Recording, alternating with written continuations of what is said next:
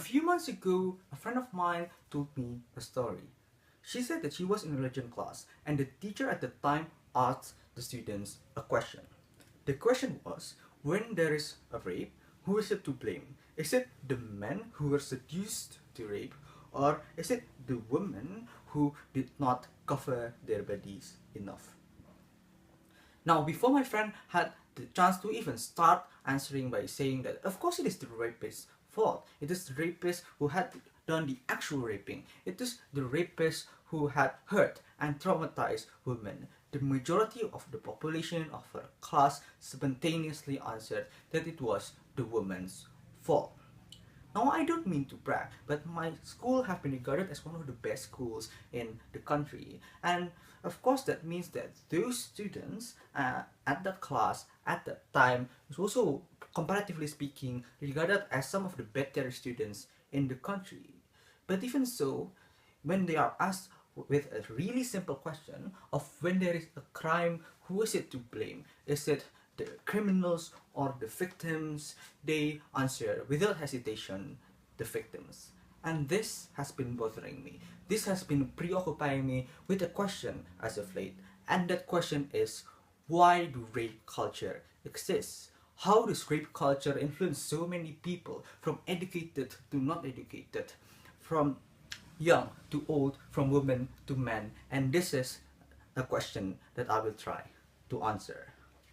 To put it simply, rape culture is basically the society putting the blame and responsibility of rape towards women, which are the victims of rape, rather than to men, which are the actual rapists, or to the government, which has the responsibility to protect women from getting raped. Now, there has been a heated public debate dating back to the mid-20th century about whether or not we as a society should accept rape culture. And this is that debate in a nutshell. So, supporters of rape culture say that women has the responsibility and also the capability to prevent themselves from being raped. For instance, women can wear more clothes to conceal more of their body. That way, men wouldn't be seduced when they see their bodies and would not proceed to rape them. They also say that women should avoid things like getting home late at night because, of course, if you do those things, you won't get raped, right?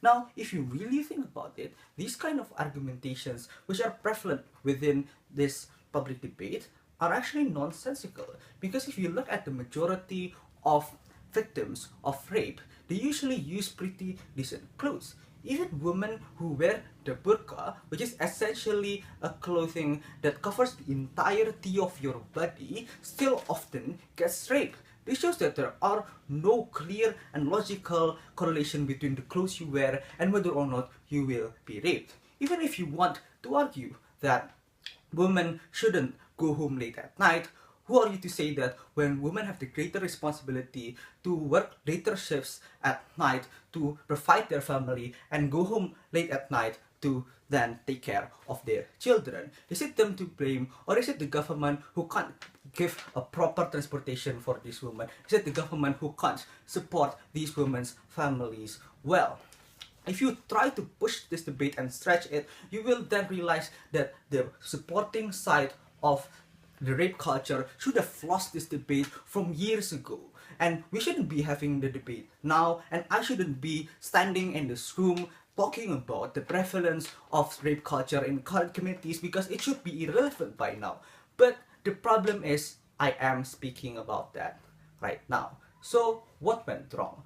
I think that what went wrong is that people who are, I might say, anti-rape culture do not speak their ideas as much as they can, because the ideas are already good. They are really logical ideas that can be campaigned and can reduce the rape culture, but we are not speaking out enough, because as long as our communities, as long as social medias are still dominated by rape culture supporters saying that it is okay for men to rape, that it is okay for women to be raped, nothing's gonna change. It is in us to act. It is in us to speak up that woman is not guilty in rape, that who is guilty is, of course, the rapists themselves.